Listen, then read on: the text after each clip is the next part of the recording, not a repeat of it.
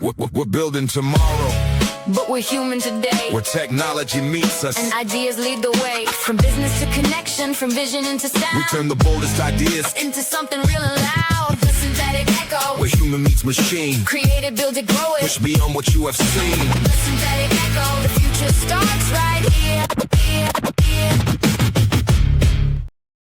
Hello and happy Monday to everybody out in the world today. Welcome to Synthetic Echo. It is your host, Nathan Graham, back again for another episode. And man, if you've stuck through 3 of these, good job. So love it. Okay, so today, I'm actually very excited for today. This is the first financial advisor we get to have on. So my guest today has lived the entrepreneur's dream and then the entrepreneur's nightmare. Michael Santonato. Did I say that right, by the way? Michael Santonato? Santonato, sorry, Michael, is a financial advisor, an author, and a speaker who built a 7-figure net worth and then lost it.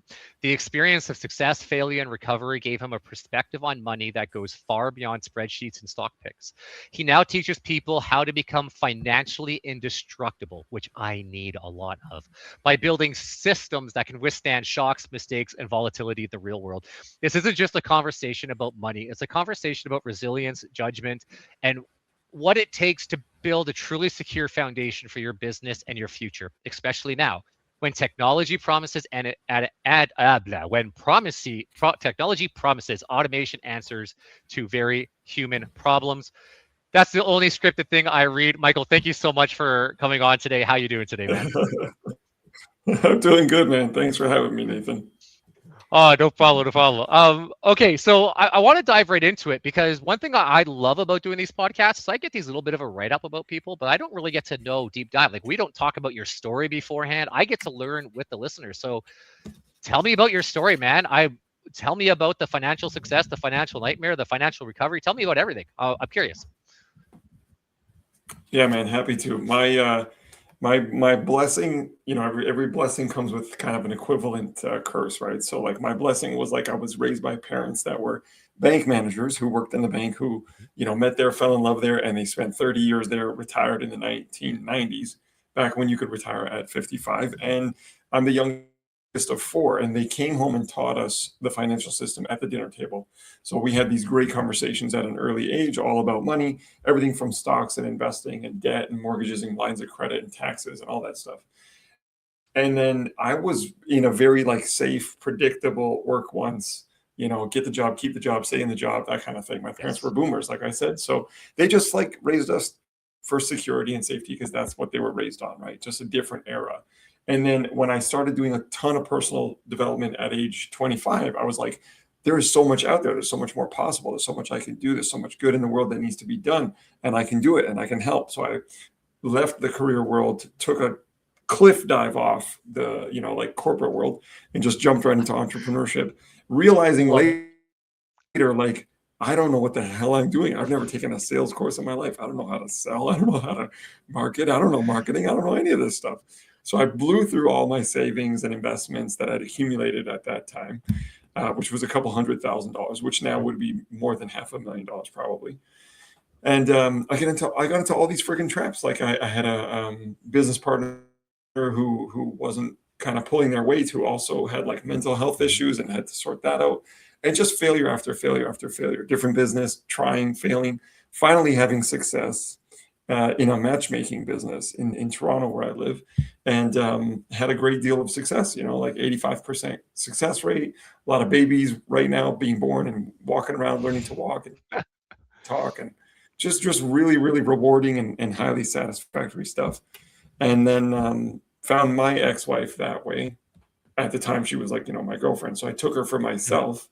And then along with her came these kids, right? She had kids. She was widowed and divorced and everything, and just had a horrible story of her own where her ex-husband died and he was the breadwinner and they had no life insurance. And it was just a train wreck.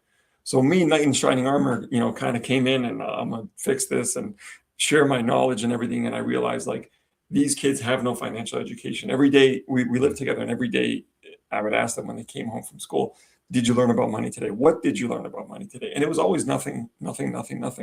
So one day I said, who's going to teach these kids about money? They got to learn. They need to be equipped just like my parents equipped me. And it hit me like a ton of bricks, like, oh, you idiot, it's got to be you. Like, you got to do it, just like your parents did it for you. So you have to do it for them. So I vowed to like teach them what I had learned. And then also I realized this is a massive need globally. Like 99% of people don't get a financial education anywhere. And I have to give it to them and teach and share. So I've written books, transitioned out of the matchmaking business. I became a financial advisor. I built myself back up and my family and my net worth and everything and provided for these kids. Then COVID came and we got a divorce. We lost a lot of money in the divorce. We gave our money to someone else to kind of invest as well. Lost a ton of money there, just riddled with failures and successes along the way.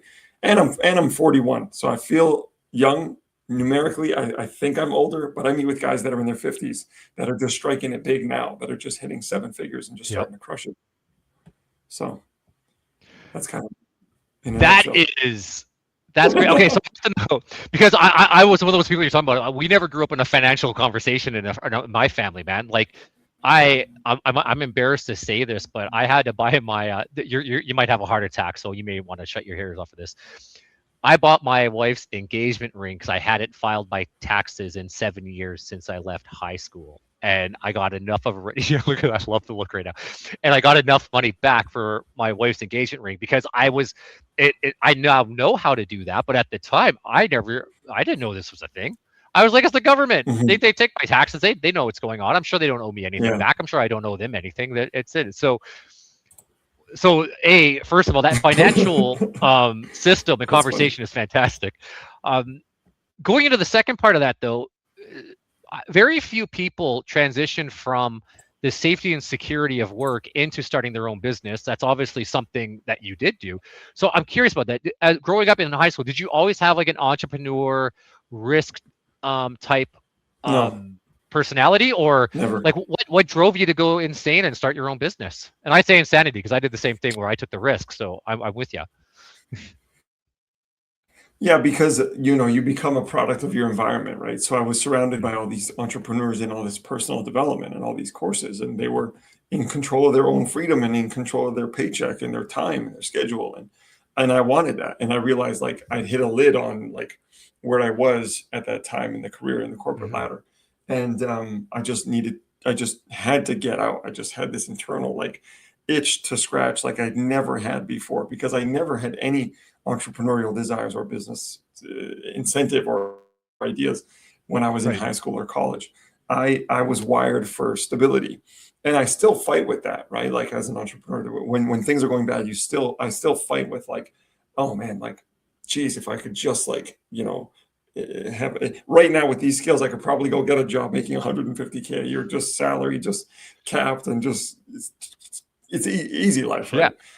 But no, like I want to make a bigger difference. My mission on earth is to end financial misery on the planet. So that's not going to happen in my lifetime, probably, and that's okay. But if I can make a dent in the universe and if I can impact that enough that, people's lives will be impacted because they are, then that'll have me on my deathbed say, I did it. I gave it my all, whether I failed or succeeded. Like we do have a lot of client success stories. We do get a lot of people money back in their pocket. We do tons of education. We help them get the higher ROIs, pay less taxes to the government, keep more in their pocket, all through education, consulting, and different services that we provide.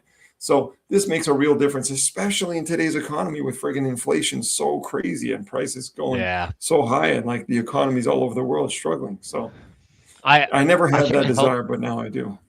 I can't help but feel for a lot of people, especially today, because it's so different, even from like 5-10 years ago, where having a low income was a hard life, but now it does almost seem to be a little bit impossible, and it doesn't seem to be turning around or getting better. And I just actually got off a podcast earlier today.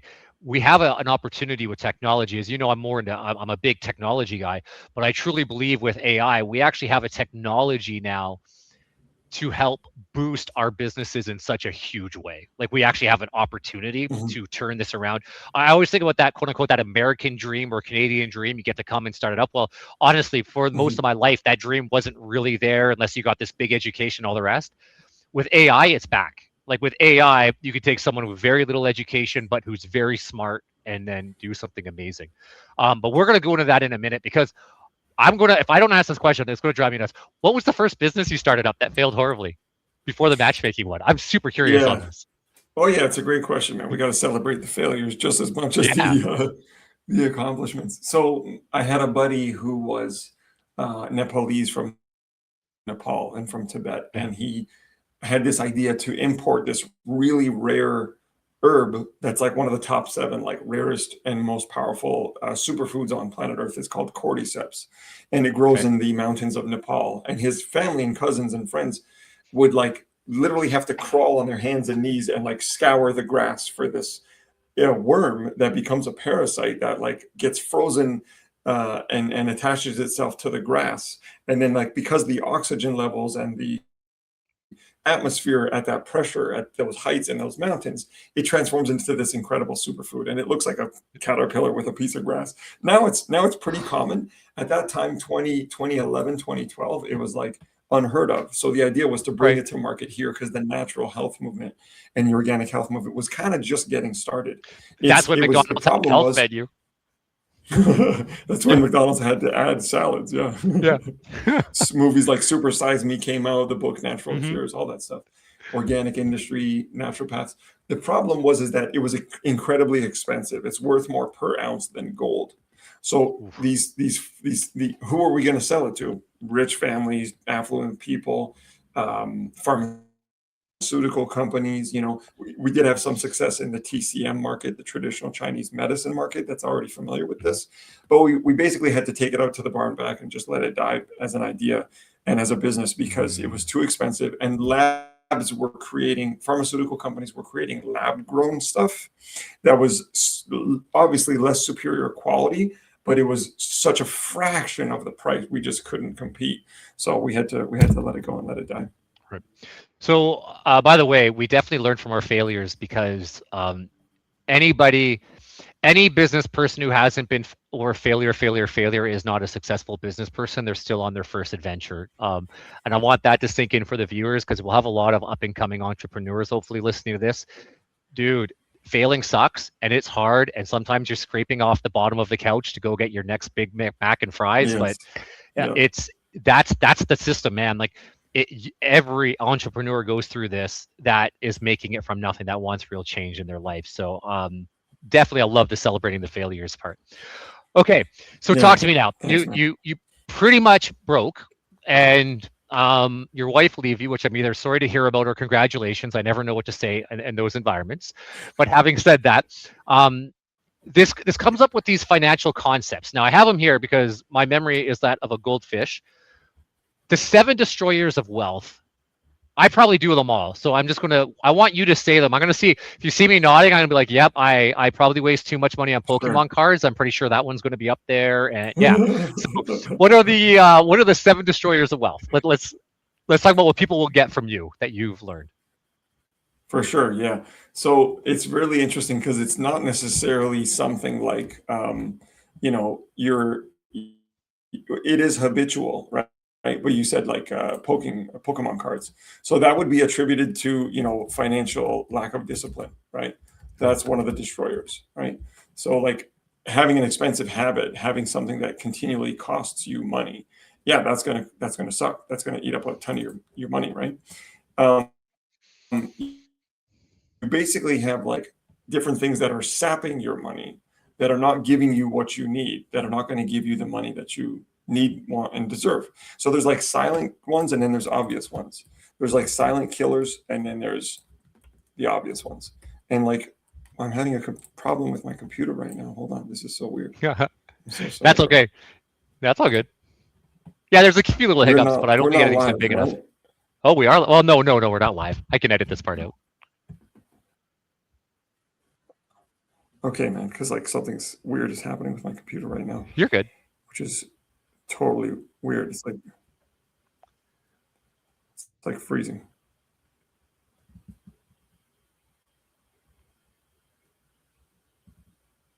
Let me find out what's going on. Do you want to restart? Like not restart the whole bar. I mean, just like restart your computer and then come back in. Okay, I think I got it now. You Weird got that it? the audio didn't cut off. Yeah, got it. Okay. All right. Okay. Okay. So anyway, back to the thing. So you these tell, are things you that tell tap your me if money. you, yeah. Oh, that was probably the worst cutoff there. Yeah, these are the 7 destroyers of wealth. You tell me if you're doing any of Okay. better now. Maybe. Hold on. So let me make sure. How are we now? Yeah, my side I'm still getting good. Okay, I think that might be good. We'll figure it out. It's all good. It was going okay before. Like Okay. it had the occasional cutout, but nothing Okay. that was blocking too much. So Okay. So the 7 destroyers of wealth are: 1, inflation. We just talked about it. You know, they're lying to us when they say it's 2% or 8%. It's more like 20%, right? 2 is taxation. Taxes in Canada are huge. Other parts of the world, massive, anywhere from 25 to 50%. And taxation destroys your wealth. And depending on how your business is set up, you're probably overpaying. And if you're not claiming the right amounts of deductions or credits, then you're overpaying and you're losing to that one. A lot of people recently have been complaining about accounts that don't push the extra mile. They just want to file. They don't want to look at what's, yours and what's owed. The 3rd is unexpected death, premature death in your family. Doesn't matter if it's a parent or a sibling. If they don't have the right insurance and things like that, then you're going to foot the bill to pay for death, because the death has funeral costs and taxes to the government as well. 4 is unexpected illness. I myself got sick in the middle of my entrepreneurial journey, had to take 3 months off. And that caused me to obviously dip into like savings and investments in order to pay for the bills and the staff and the systems and things like that. So having an insurance plan that like covers your illnesses or things like that, hospital visits, Medicare in the USA, stuff like that. Number 5 is unexpected disability. That's also, any kind of disability where you can't work, because when you're in business for yourself, you're the source of income. If you're disabled from any kind of car accident or anything like that, then that's a financial destroyer as well.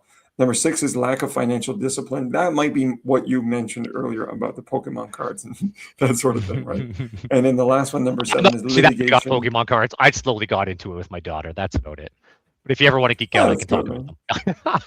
I was into it when I was younger. I gave my collection to my nephew once once he became a teenager, right?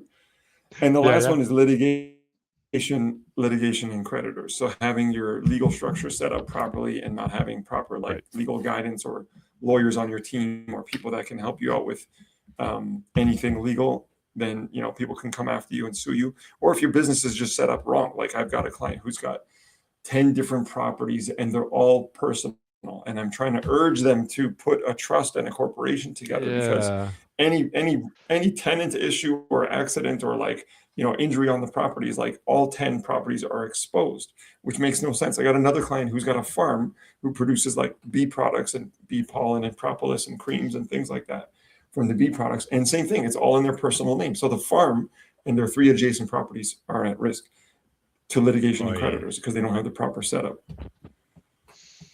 Yeah, that's actually crazy to me that people would even run. Like, how do you get to the point of being able to get 10 properties without setting that up right? Like, as I said, I had very little. It was only when I got into real estate in 2010 that I started getting any sort of financial wisdom in the business world. And that is actually a lot of what you're talking about is very scary. I can also tell you on the real estate side, I've dealt with it where a lady had a spouse pass. They did not have life insurance, and it ruins. We went to sell her house. Her husband actually racked up debt she had no clue about because she controlled none of the finances and no life insurance, and she was done. Essentially, you're looking at bankruptcy and just walking away from everything. Yeah, that sucks, man. All these things are preventable. All these things are preventable with the right education, information, guidance, which is why I wrote the book, How to Become Financially Indestructible. Okay, so how do you do that? Because I have a theory I want to talk to you about in a bit to see if you like it or agree with it, but I want to talk about first. So how do you become financially indestructible? What if you're to give me the 5-10 minute version of it? Let's go through it. Yeah, it comes with having, so I'll tell you also like what the wealthy do. So it comes with having a mindset that is like, I handle what needs to be handled. There's no delaying or deferring. I've got another client who's got a painting business and he's the same thing. Like, I don't know what's with people, not incorporated, but same thing, not incorporated. He's got guys that he's responsible for and he's not incorporated. And it makes no sense. It's so $500. Go to owner.com. Sorry. Not the throw name, but go to owner.com. I'll give you my bloody referral link. You don't even have to use it. Just go to owner.com, spend $500, protect yourself, and then take that. Okay, carry on. Sorry. Incorporate Yeah, people. it's a process. Like you got to switch your bank accounts. You got to create Sure. your bylaws. You got to create your shareholders, all that stuff, issue the shares. But yeah, it's not that complex. You can do it and you need to handle this stuff. So it comes with having a business owner's mindset, which is do it now, right? Successful people are too busy doing what other people are still talking about. One day I'll start the Mm, business. One day I'll write the book. One day I'll launch that product or service. The business owners that are doing well, that are crushing it, are the ones that are having a do it now attitude. They've got the right structures in place. They don't have any of the 7 destroyers of wealth affecting them, or if they do have any, they're tackling them and they're doing what they can. You might not be able to afford like a $5 million insurance policy, but you can afford a $1 million insurance policy, right? Get right. something set up. You know what I mean? It means having a mindset of growth, because as you know, with AI, everything is changing so damn rapidly fast right now. You have to keep up. It's like social media. Like, who reads newspapers? My dad. Well, when my dad's generation passes, these newspapers are dead. Nobody's reading Yeah. newspapers anymore. I question the blogs on my website. Like, why am I writing blogs on my website? Like, everybody's turning to YouTube now for the information. So, YouTube and podcasts, and that'll work out for about the next 3 years until we right. have holographic people in our houses. Yeah, yeah, 100%. Exactly. So it means having a growth mindset, and it means having all the right financial products in places. So it means like having your will. It means having life insurance if you have a family, Mm, disability insurance, hospital, medical care, illness, like all these products that protect you, that you can fall back on when things happen. You pay for the deferral of risk. Insurance companies are the ones that you defer to for the risk. So you have to have your business insurance, your car insurance, all these things, your house insurance, because you're passing off the risk to other people. The wealthy hate risk. They seek to eliminate risk. So mhm. all those protection products are an absolute must. And then also putting money away for savings. Some people wait too late to put money away for savings and for taxes or for investments. Like, rule number 1 of basic personal finance is pay yourself first. So every paycheck, every time you get paid, every time you are taking profit, whatever, something has to go to your emergency fund, your savings account, your investment account, your 401k, TFSA, Roth IRA. Like, the names are kind of different in Canada and the US, but the foundations are Sure. the same. The processes are the same. Stock market is undefeated at 7% a year. Bitcoin is undefeated at 60% a year. You know what I mean? Real estate is pretty damn consistent at 10% a year. Markets depend, yada yada, regions and locations, etc. But these things, Sure. you can't mess these up. Like, they're fundamentals that are constant in the world we live in today. So you have to take care of these things. Crush your high interest debt, get it down to lower interest debt, reduce it with lines of credit or other loans, or a snowball payment Right. plan, or whatever it is. So, and I'm kind of curious what you think on this, because I had an aha in real estate a while ago. I finished reading the Bitcoin Standard a few years ago, which is, if anybody's going to take a book away, the Bitcoin Standard is a fantastic book just to understand economics and money. But I had this weird aha moment when it was talking about financial exchanges, how gold backs up values of currencies and everything else like that, why Bitcoin would be a good backup. Is I started realizing everything is an exchange, that essentially money is an exchange for gold, a gold back into money.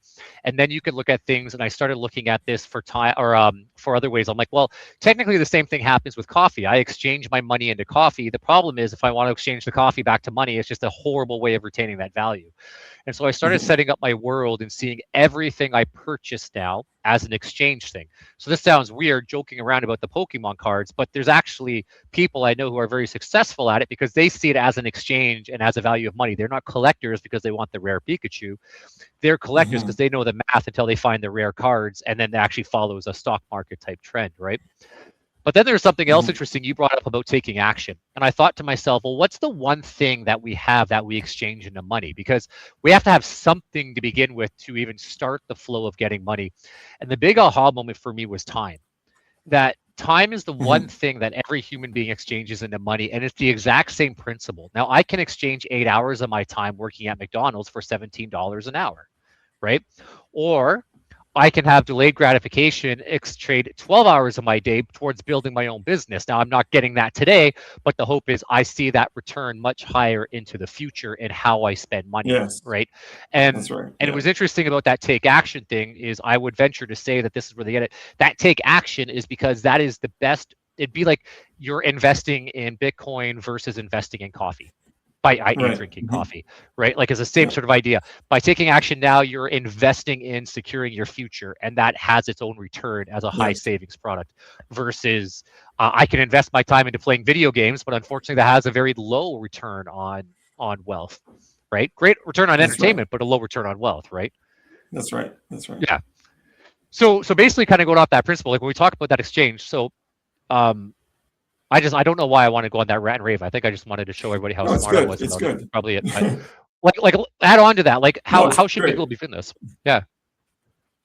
You know, Nathan, chapter one is to talk about money or not to talk about money, right? That's Mhm. chapter one in the book. You know what I mean? Like literally talk about money because what you speak about, you bring about, right?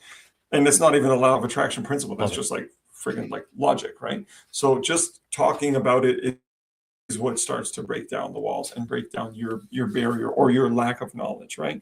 So to talk about money or not to talk about money, chapter one. And I tell Awesome. a story of like this girlfriend that I had where we're hanging out and having lunch in my parents' backyard. And my parents and I, it's just an average day, nice sunny summer day. And we're talking about money. And we start talking about a rental property in a university area and what the rate would be and the mortgage and how much income and cash flow and the maintenance fees and all these things. And I look over and my girlfriend at the time, she has this like dumbed out, phased out, like blanked out look on her Mhm. face.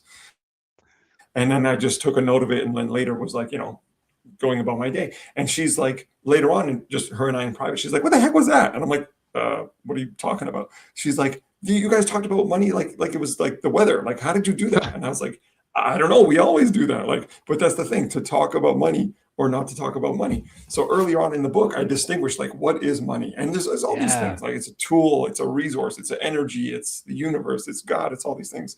It is simply the ability to exchange value for value. So what you said is bang on. Like Mhm. money was invented to make barter or transacting easier because it was cumbersome. It was cumbersome for me to transfer, my cow for your 12 Yeah. chickens and 2 pigs. That's cumbersome, right? But if I just give you these pieces of paper, then it's easier. Then I can just go pieces of paper for chickens and eggs and pig or whatever, right? And so that's Mhm. what that represents. Money is just an ability to trade value for value. You have it or you don't. And then what do you value? You can value Pokemon cards. You can value a new cell phone. You can value the new Air Jordans, or you can value, the Apple stock or the Best Buy stock or whatever it is, because that's where your intention and your desire lies. So it's Right. just an ability to And exchange value for value. I think you would agree with this too. Maybe you won't. I don't know. We'll ask it anyways. But I think there's a difference too. There is value in buying entertainment. Like I'm not saying just because going to the movies and eating that popcorn, it might be a bad financial return, but it might be an amazing return on your relationship. Like you're not doing that with Well, your totally. partner, and maybe that sucks. So it's definitely not saying that. I think, correct me if I'm wrong, but the mindset you're trying to get at is track and pay attention to it and make sure the value of return supersedes the non-value of return in financial ways. Would that be a good way of saying it?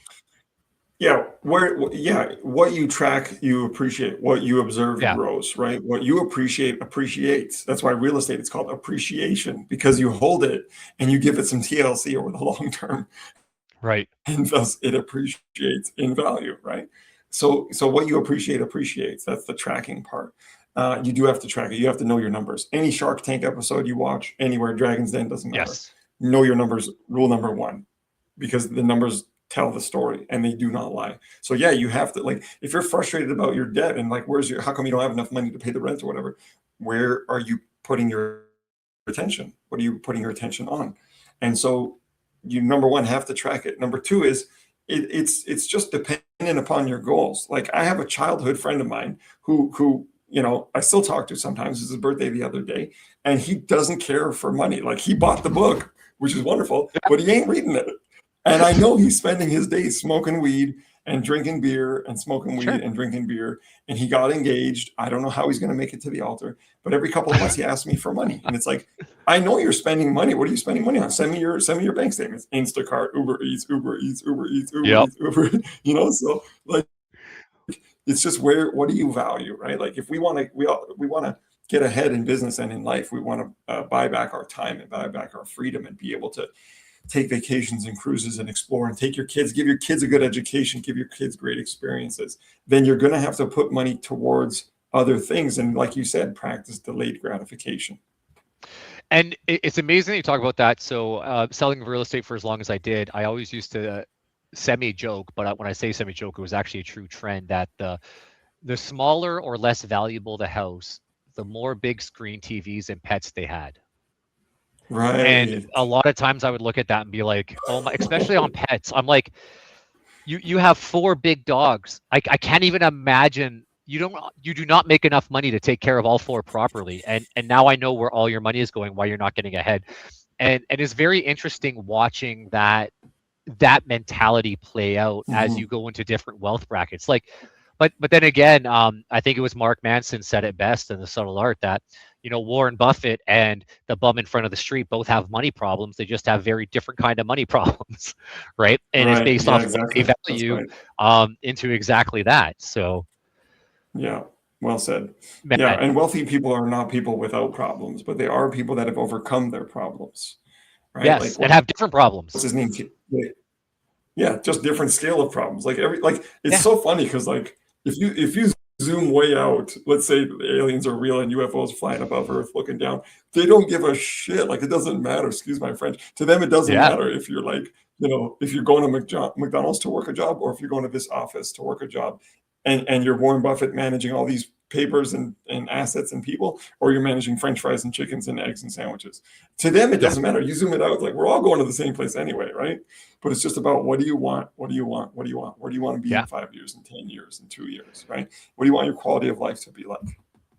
Man, there's so many places. I got to get you back on at some point because we're getting to that half an hour part, and I know the attention span of the generations today is that of a goldfish.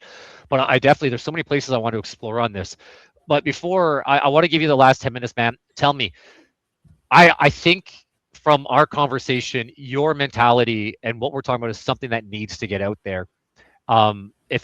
First of all, it blows my mind what you're talking about. I did not grow up in a business world. So the fact that I'm incorporated with 3 companies and you're talking to people that are not incorporated blows my mind. To me, that's just number one. That's not even financial smartness. That's just financial common sense. What do you do? How do you directly help people?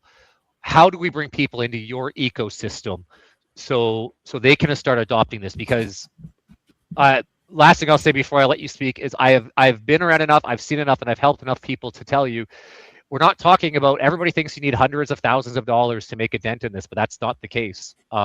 You can have real financial freedom just working a good job. So how can you help them? How do you bring them into your ecosystem? Yeah, what I do is I help business owners become financially indestructible. I do that through consulting, through mentorship, through books, group programs, and then public speaking engagements as well. I'm an award-winning public speaker. This is my third book that I've written. And my favorite thing is education, because like I said, I got to pass on that education that I got from my family, from my parents, onto others, because most people just don't have it. I help people make more from the money that they currently have. I help them get out of debt, pay less taxes legally. I'm currently developing a tax algorithm and software that allows people to get back at least $300 on the easy quick within a few minutes. And then there's other aspects that we're developing inside of because taxes are our number one expense actually. So I'm tackling that, and I'm really excited to be tackling that. So people can get connected with me through my website at michaelsantonato.com. I highly recommend everybody read the book. Leaders are always readers. The feedback I'm getting on the book is amazing. It went through 5 rounds of editing and 3 rounds of full writing drafts. It took me 3 years to finish it and publish it. I'm really proud of it. And it's available on Amazon as well. You can grab it there too. Yeah, I'm literally going to jump off this call and literally jump on and get it.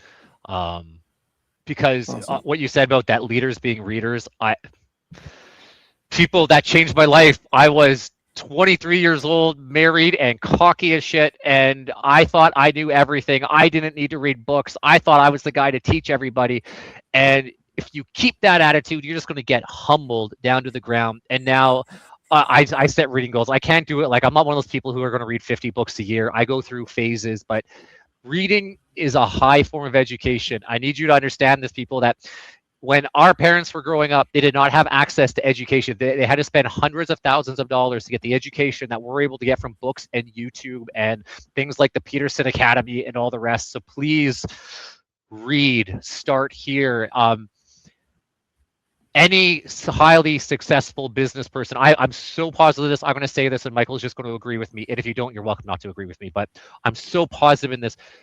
Every highly successful business person did not blaze the trail. They were not the trend setters. They were the trend followers. Every once in a while, somebody gets lucky and creates a trend. Do not be the trend setter. The successful path is already there. I've said this a few times. You're probably going to hear this on a lot of episodes because I record this like within a week and then I'm retelling stories. But I started podcasting a month ago at the time of this recording, and I've been on 44 podcasts. I have another 23 booked up. My website is booming. I'm getting viewed from all over the world, not because I'm exceptionally smart or anything else like that, because I went to AI and I created a business plan, and I'm following the plan of people who've done it before. Michael's done this before. Until you can tell me you've lost 7 figures and rebuilt it, then you can give me your plan. Like that's why I'm not giving you financial advice, because I don't lose. No, I'm just kidding. I lose more than enough. Michael's giving you the advice because he's done it and he's rebuilt it. He knows what you're doing. So please take his advice on this. Any final thoughts, man? Anything else you want to say in there? Yeah, I'm working on the audio book right now. I know reading is hard. I actually do read, but like I know that reading is. I like audiobooks too. I got a bunch on the go, but just wrapping up editing the audiobook right now, so you can grab that at my website at michaelsantonato.com. It'll probably be out in like a week. I'm just putting the finishing touches. But what I want people to know is that you can do it, and you're not in this alone. And somebody who's been there and walked the walk and done it can save you so much time and money, and that's what. Nathan was just saying, you were just saying, is like leaders are always readers. Yes. And leaders are leaders because they're great followers first. Mm-hmm. Well, there is way too much information to figure it out yourself. One of, again, those weird aha moments I had in life about education information is, and this had to do with my daughter, is the reason why I pass on what I learn, because so my daughter will be smarter than me, because she will be one day, because I'm giving her a catch up. I'm giving her 42 years of experience right now at the age of 7. And then she's going to have that hopefully by the age of 19, 20, and then she's going to excel past me using that as the base and become very smart.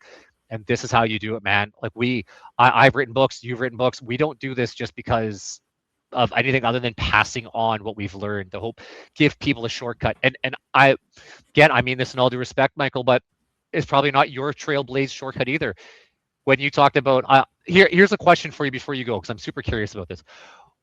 When your business was failing, were you trailblazing or were you following successful patterns? Definitely the first business that failed, we were trailblazing.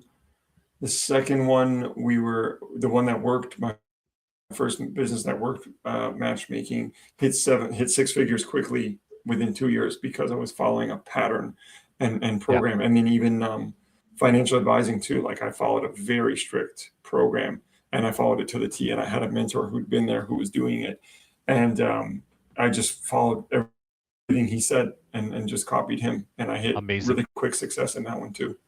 R&D department, rip off and duplicate, right?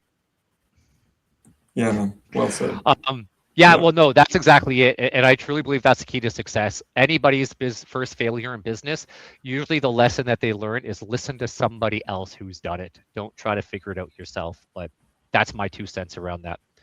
Anyways, Michael, man, I have a short outro trip. Then I'm going to bring you back on just to talk to you off recording so we can talk about all these listeners and all the rest behind their backs.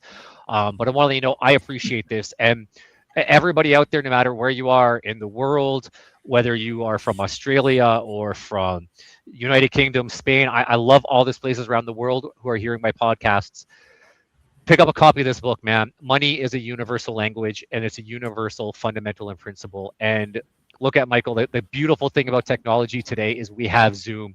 He might not be flying out to see you to give you the advice, but he will mentor you and coach you through this. And he will probably fly to Ireland for enough beer and enough stages to be able to go talk as well if you pay him enough. So, all right, man. Thank you very much. I appreciate you, eh? All right. Thank you.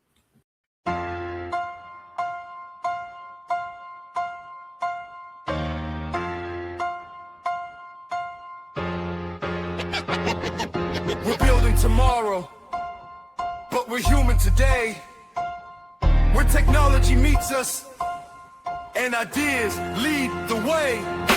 Business and connection, growth in every sound. The future keeps on calling. Can you hear it coming now? Where human meets machine, create it, build it, grow it, and shape what comes between. The future starts